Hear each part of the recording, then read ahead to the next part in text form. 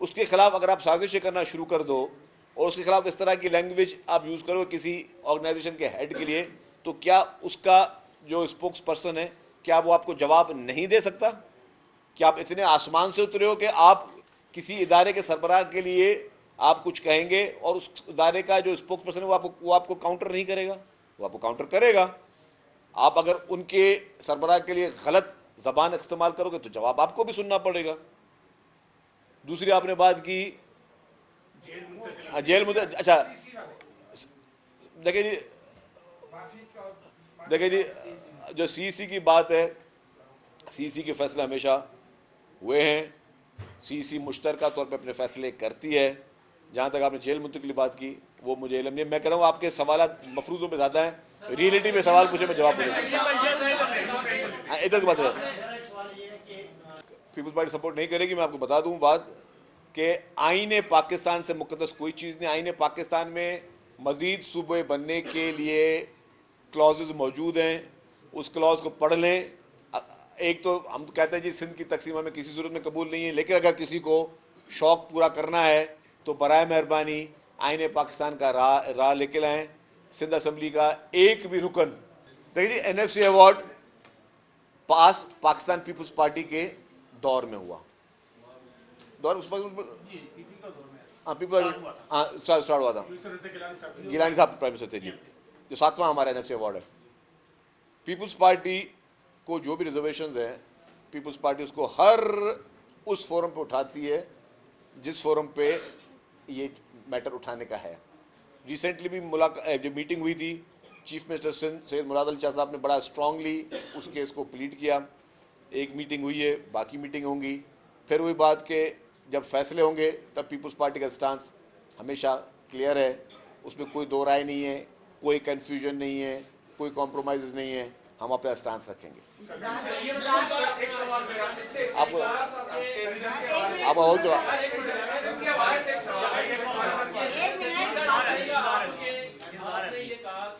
देखिए जी, आपका सवाल बिल्कुल ठीक है, मैं उसमें कोई मुनाफकत नहीं करूंगा। आपने कहा कि पार्लिमानी निज़ाम मजबूत हुआ है या कमज़ोर हुआ है। मैं कहता हूं कि पार्लिमानी निज़ाम ना हो वो बेहतर है कि पार्लिमानी निज़ाम हो वो ज़्यादा बेहतर है। ये मैं आपसे सवाल पूछता हूँ। निज़ाम हो, ठीक है। तो देखिए बात सुने, जब तसलसल रहेगा तो उसकी मजबूती आएगी। जब तसलसल रहेगा तो मजबूती आएगी। आप जब तसलसल ख़त्म कर देंगे तो पार्लिमानी निज़ाम ख़त्म हो जाएगा। हम चाहते हैं कि पार्लिमानी निज़ाम रहे, पार्लियामेंट रहे। जब इमरान खान साहब की हुकूमत थी तब भी हमने, जब उनको दी गई थी हुकूमत तोहफे में केक की तरह पेश की गई थी, तब भी हमने कहा कि पार्लिमानी निज़ाम रहे। जब शहीद मोहतरमा बेनज़ीर भुट्टो साहबा के दौर में PMLN को जितवाया गया और सिर्फ 17 सीटें पीपल्स पार्टी को मिली, उस वक्त भी शहीद मोहतरमा बेनज़ीर भुट्टो साहबा ने कहा कि हम हल्फ लेंगे असम्बली में, हम असम्बली में बैठेंगे। बदतरीन धांधली दी, कंप्यूटर पे शेर छप गए थे, बदतरीन धांधली दी IGI के दौर था, सॉरी। लेकिन तब भी मोहतरमा ने कहा हम पार्लियामेंट निज़ाम को कंटिन्यू करना चाहते हैं। तो पीपल्स पार्टी के से आप सवाल लेना पूछे, पीपल्स पार्टी का सवाल हमेशा ये होगा कि हम कहते हैं कि जी कुछ भी हो जाए डेमोक्रेसी है। देखिए जी, मैंने अपनी प्रेस कॉन्फ्रेंस में तो एक नाम भी DG ISPR का नहीं लिया। वो तो उन्होंने जब मुझे सवाल पूछा तो मैंने उनको जवाब दिया। एक पहली बात मैंने तो जब उन्होंने सवाल पूछा उस पर मैंने जवाब दिया कि जी, उन्होंने कहा कि DG ISPR ने, मैंने कहा यस, अगर आप उसके हेड ऑफ द डिपार्टमेंट को के लिए कुछ कहोगे तो ज़ाहिर उस डिपार्टमेंट का स्पोक्समैन आपको कोई होना चाहिए कि आप जवाब देंगे। दूसरी बात दूसरी बात ये कि आपने कहा कि वो इतना मजबूत हो गया। बात मजबूती की नहीं होती है, बात होती है गुमराही की। अच्छा मैं अर्ज करूँ, नहीं रियासत अल्लाह ना करे कभी कमज़ोर नहीं होगी और रियासत कभी कमज़ोर होती भी नहीं है, ये भी बता दूं आपको। मैं जवाब दे दूं भाई इनको। बात यह है कि वो शख्स अगर किसी को गुमराह कर रहा है, कमज़ोरी और गुमराही में फ़र्क है। अभी वो गुमराही लोगों को दी जा रही है ना कि जी ये पोर्ट्रे किया जा रहा है, और वो पोर्ट्रे शायद उस इंप्रेशन में मादक के साथ शायद कोई आप में से कोई शख्स आ जाता हो, वो पोर्ट्रे किया जा रहा है वो बेचारे के साथ जो है ना, बेचारा वो बड़ा हिम्मत वाला, देखो जी वो कितना तगड़ा आदमी है जी, वो उनसे लड़ पड़ा, ये पोर्ट्रे किया जा रहा है। यार ये शख्स किसकी बात कर रहे हो आप? उसी की शख्स की बात कर रहे हो जिसका पूरा माजी और माजी करीब माजी दूर भी बात नहीं कर रहा, वो सारा इन्हीं चीज़ों से भरा हुआ है। इसी तरीके से बैठकर वो टीवी पे जिस तरह की जो बात मैंने अपने इंट्रो में कही है सारी, वो यही करता रहा है। वो इस्टेब्लिशमेंट के कंधों पे चढ़ के हुकूमत में आज इस्टेब्लिशमेंट को जिसको बुरा भला बोल रहा है, उसी इस्टेब्लिशमेंट के कंधों पे चढ़ के वो इक़्तिदार में आया है। कोई जेन्युइन मैंडेट उसके पास नहीं था 2018 में। और ये बात अगर मैं गलत कर रहा हूँ तो आप मुझे बोले मैं गलत कर रहा हूँ। तो वो शख्स जाली मैंडेट के जरिए आया और सारा दिन उनके नामों की तस्बीहें पढ़ता था। जब इक़्तिदार से निकाला जा रहा था तो जनरल बाजवा साहब को कह रहा था कि मैं तुम्हें लाइफ टाइम एक्सटेंशन देने के तैयार हूँ, खुदा के वास्ते मुझे नहीं निकालो। और बोला था आप न्यूट्रल ना हो मेहरबानी करके।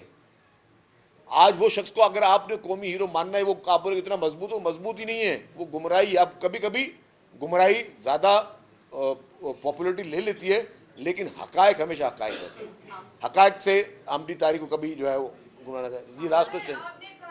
हम कभी भी आपको कोई सर्टिफिकेट गद्दारी का नहीं देंगे, हम कभी भी सख्त लैंग्वेज इस्तेमाल नहीं करेंगे। हम सियासत में किसी को गद्दार नहीं कहते, ना समझते हैं। लेकिन ये जो गुफ्तगू अंदाज है, ये आपके जो तर्ज हुक्मरान तर्ज आपकी सियासत है, ये गलत है। खुदारा ऐसी ना करें। हम आपसे भी अपील करते हैं कि बराए मेहरबानी अपने लबो लहजे को, अपनी सियासत को सोच समझ के करें। नौजवान नस्ल को इतना आप वर्गलाने की कोशिश ना करें। सोशल मीडिया के जरिए आप लोगों को गालम गलोच और इस चीज़ों पर ना लेकर आए, खुदा के वास्ते। क्योंकि अगर आपने जिन चीज़ों के आज आप अपने आप को इनकैश करने की कोशिश कर रहे हैं, अपने आप को बहुत ही बड़ा कोई आप हीरो दिखाने की कोशिश कर रहे हैं कि आप इस्टेब्लिशमेंट के सामने खड़े हो गए हैं, ऐसी कोई बात नहीं जनाब। आप उन्हीं का पौधा लगाए हुए थे। आपका एक दौर इक़्तिदार में आना, जिस तरीके से आपके पहले लाहौर में जलसे कामयाब करवाए गए, आपके धरने कामयाब करवाए गए, आपको जिस तरीके से ज़बरदस्ती इक़्तिदार में लेकर आया गया, आपको किसी चीज़ का इल्म नहीं था। जिन लोगों को हमें तो हम देख रहे थे उस वक्त कराची के इलेक्शंस भी, जिन लोगों को पता भी नहीं था, सिर्फ नॉमिनेशन पेपर भर के जो लोग जिन्होंने कहा कि जब हम घर बैठ के दूसरे दिन पता चल गया कि कोई एमपीए बन गया, कोई एमएनए बन गया। तो ये तो हशर आपने पूरे पाकिस्तान में कर रखा था। तो बराए मेहरबानी आप अपने आप को इतना इनकलाबी, इतना जो है वो हीरो बनाने की कोशिश ना करें। आपका पूरा माजी, आपके वो इंटरव्यूज आज तक मौजूद है। तो आप आज भी अपने इंटरव्यू देखें जिसमें आपने कहा है, आपने एडमिट किया, ये नहीं कि मैं कोई इल्ज़ाम तराशी करूँ। अगर मेरी एक भी ऐसा अल्फाज जो मैं आज गुफ्तगू में कर रहा हूँ, कोई एक भी ऐसा जिसका मैं सबूत किसी भी कानून में पेश ना कर सकूँ, तो मैं मुजरिम हूँ। जो मैं बात आज कर रहा हूं, उसके एक एक बात को मैं हर कोर्ट ऑफ लॉ में प्रूव करने के लिए तैयार हूं। आपने जिस तरीके से उस वक्त की इस्टेब्लिशमेंट के जरिए आप इक़्तिदार में आए, जिस तरीके से आपने नैब को इस्तेमाल किया अपने पॉलिटिकल मुखालफों को चुन चुन के गिरफ्तार करने में। यहीं इस्लामाबाद से हमें याद है कि खुर्शीद शाह साहब को गिरफ्तार किया गया, मरहूम आगा सिराज दुरानी साहब एक ऑफिशियल मीटिंग में उनको गिरफ्तार किया गया। जिस तरीके से आपने पीपुल्स पार्टी की पूरी लीडरशिप को और पीएमएलएन जितनी भी पॉलिटिकल पार्टी जो आपके सियासी मुखालफिन थे, उनको जिस तरीके से आपने नैब को इस्तेमाल करके गिरफ्तार किया, क्या वो आपकी डेमोक्रेसी थी? क्या आपकी वो जमहूरी सोच थी? और फिर आपके दौर में सोने पे सुहागा जिस तरह आपने अदलिया को इस्तेमाल किया, जिस तरीके से आपने उन चीफ जस्टिस साहबान को इस्तेमाल किया जो आपके पोलिंग एजेंट के तौर पर काम कर रहे थे, क्या साकिब निसार, आपकी कामयाबी में साकिब निसार का रोल हम भूल जाएं? क्या हम भूल जाएं कि साकिब निसार ने किस तरीके से आपको नाजायज ऑर्डर्स दिए? आप जैसे शख्स को सादिक और अमीन का उन्होंने सर्टिफिकेट दिया, वो सादिक और अमीन का सर्टिफिकेट किसी से भी छुपा हुआ नहीं है। मुझे याद है कि वो पिटिशंस क्या थी जिसमें आपने मतलब आपकी पूरी सियासत जो है वो अनफॉर्चुनेटली कॉल और फैल का तजाद रही है। मैं कोई सख्त लफ्ज़ इस्तेमाल नहीं करूँगा। आपने खुद कहा कि जो एमनेस्टी लेते हैं वो चोर और डाकू लेते हैं, आपके बयान है। मैं एक एक जुमला जो आज प्रेस कॉन्फ्रेंस में बोल रहा हूँ, आई विश कि मुझे कोई कोर्ट में ले जाए कि यार मुझे कोई डिफेमेशन का केस कर ले। एक एक अल्फाज को मैं डॉक्यूमेंट्री वीडियो एविडेंस में मैं इसको प्रूव करने का तैयार हूँ। आपने कहा कि जी एमनेस्टी कौन करता है? वो चोर और डाकू करते हैं। ये आपने कहा, मैंने नहीं कहा। और फिर क्या किया? पता चला कि आपने खुद भी एमनेस्टी की हुई थी, आपके घर वालों ने भी एमनेस्टी की हुई थी। ये कॉल और फैल में तजाद थे ना। आप पूरी कौम को एक आपने एक इमेज देने की कोशिश की कि आप एक अच्छे ईमानदार शख्स हैं, बाकी सारे चोर डाकू हैं। ये आपने कहा, हमने नहीं कहा। और फिर आपने खुद कहा कि जी ये एमनेस्टी चोर डाकू करते हैं, और फिर आप खुद भी कर रहे हैं। तो ये कॉल और फैल का आपकी हर कॉल फैल में तजाद था। हम सबको आज लोग सोचते हैं कि यार बेचारे आप 2.5 साल से जेल में। ओ भाई, आप 2.5 साल से जेल में, उससे ज़्यादा कुर्बानियाँ बाकी लोगों ने दी है। जिस तरीके से आप 2.5 साल के जेल का बदला पाकिस्तान के इदारों से ले रहे हैं, पाकिस्तान के इदारों के खिलाफ साजिशें कर रहे हैं, आपने कोई कुर्बानी नहीं दी जितनी बड़ी कुर्बानियाँ बड़े बड़े लीडरान ने दी हैं। और ना ही आपने कोई कारनामा ऐसा किया जिसके लिए मैं आपको कहूँ कि जी आपका हम सुनहरी अल्फाज में आपका दौर लिखेंगे। आप अपने 3.5 साल की कारकर्दगी आगे बता दें मैं पीपुल्स पार्टी के अदवार की कारकर्दगी आपको बताने के लिए तैयार हूं। कायद अवाम शहीद जुल्फ़िकार अली भुट्टो साहब के कारनामे मुझे किसी को रिपीट करने की ज़रूरत नहीं है। एटमी ताकत बनाने से और आईने पाकिस्तान देने तक हर बड़ा काम पाकिस्तान पीपुल्स पार्टी ने किया है। कायद अवाम शहीद जुल्फ़िकार अली भुट्टो को अदालती कत्ल किया गया, जिसके 25 साल के बाद जाके फिर जस्टिस काजी फैसल साहब ने माना कि जी वो अदालती कत्ल हुआ था। हमने तो कभी इदारों के खिलाफ साजिशें नहीं की। शहीद मोहतरमा बेनज़ीर भुट्टो साहिबा की जिस तरह शहादत हुई, क्या मुल्क में हालात थे। ये पिंडी दूर नहीं है आपसे जहाँ, और ये दिसंबर का ही महीना था जहाँ उनकी शहादत हुई, और पूरे मुल्क में जो आग लगी हुई थी। प्रेसिडेंट आसिफ अली जरदारी साहब उन्होंने कहा कि पाकिस्तान खपे ताकि ये आग को मैं बुझा सकूं, ताकि इस मुल्क में के माहौल को मैं बेहतर कर सकूं, ताकि लोग जो है वो बगावत की बात ना करें। आपको तो अभी तो कोई उंगली में खराश भी नहीं आई है। वही प्रेसिडेंट आसिफ अली जरदारी साहब 12 साल तक जेल में रहे बगैर किसी कन्विक्शन के। 12 साल तक बदतरीन सियासी विक्टिमाइजिंग को किया गया। कभी उन्होंने पाकिस्तान के खिलाफ, पाकिस्तान के किसी इदारे के खिलाफ बात नहीं की। आपको सिर्फ इक़्तिदार की कुर्सी से हटाया गया तो आपने कहा कि जी एटमी बम गिरा दिए जाएं और फलां किया जाए और फलां किया जाए। आपने कौन सी ऐसी राज छोड़ी है इस मुल्क में, किसको आपने बख्शा है? तो आप अगर समझते हैं कि जी वो सारी चीज़ों को हम भूल जाएं और आपको कोई इनकलाबी लीडर माने, तो माजरत के साथ इनकलाबी लीडर आप इस तरह नहीं बनते। हम आज भी चाहते हैं कि चीज़ें बातचीत के जरिए हल हों, लेकिन अफसोस आप सियासतदानों से बातचीत करने के लिए तैयार नहीं थे। 2024 के इंतखाबात के बाद जब पाकिस्तान पीपुल्स पार्टी की सीईसी की मीटिंग हुई, उसमें पहला एलामिया यह था कि पीपुल्स पार्टी ने कहा कि जी हम पीटीआई से, पीएमएलएन से, दोनों से बातचीत करेंगे। हमें हुकूमत में आने का शौक नहीं है। अगर पीटीआई हमारे वोटों से हुकूमत बनाती है, मोस्ट वेलकम। अगर पीएमएलएन बनाती है तो मोस्ट वेलकम। जैसे ही पैगाम आया तो इमरान खान साहब ने जेल से मना किया कि जी हम पीपुल्स पार्टी के साथ बातचीत करने के लिए तैयार नहीं है। और फिर आपने कहा कि आप पीएमएलएन के साथ भी बातचीत करने के लिए तैयार नहीं है। फिर आपने कहा कि आप इस्टेब्लिशमेंट से बातचीत करने के लिए तैयार है, और फिर उसी इस्टेब्लिशमेंट को आपको गालियाँ भी देनी है, बातचीत भी करनी है। तो ये जो आपके दिमाग में अब कौन सा वो जादू टोना चल रहा है जो आपको ये चीज़ें बता रहा है, लेकिन इस तरीके से मसाइल हल नहीं होंगे। हम चाहते हैं कि मसाइल हल हों। हम चाहते हैं कि सियासतदान बातचीत के ज़रिए अपने मसाइल को हल करें, अपनी गलतियों को, जहाँ पे आपकी गलतियाँ वो तस्लीम करें। 9 मई के वाक़े को हम भूल नहीं सकते। 9 मई को जिस तरह आपने पूरे पाकिस्तान को आग लगा दी, हम भूल नहीं सकते। जिस तरीके से आपने किसी को नहीं बख्शा, कायद-ए-आज़म मोहम्मद अली जिन्ना का घर तक नहीं बख्शा आपने अब्दुल सत्तार ईदी की जो है एम्बुलेंस तक को आपने आग लगा दिया, हम नहीं भूले। आपने जिस तरीके से पूरे पाकिस्तान के इमलाक को, फौजी इमलाक को, प्राइवेट इमलाक को, कराची में आपने बसों को आग लगा दिया, आपने हर चीज़ को जो है वो तबाही बर्बादी के नहज पे लेके आए, हम नहीं भूले। लेकिन उसके बावजूद भी हर चीज़ के रास्ते निकलते हैं, रास्ते डायलॉग के जरिए निकलते हैं। आप अपनी गलतियों को माने, अपनी उन गलतियों को तस्लीम करें।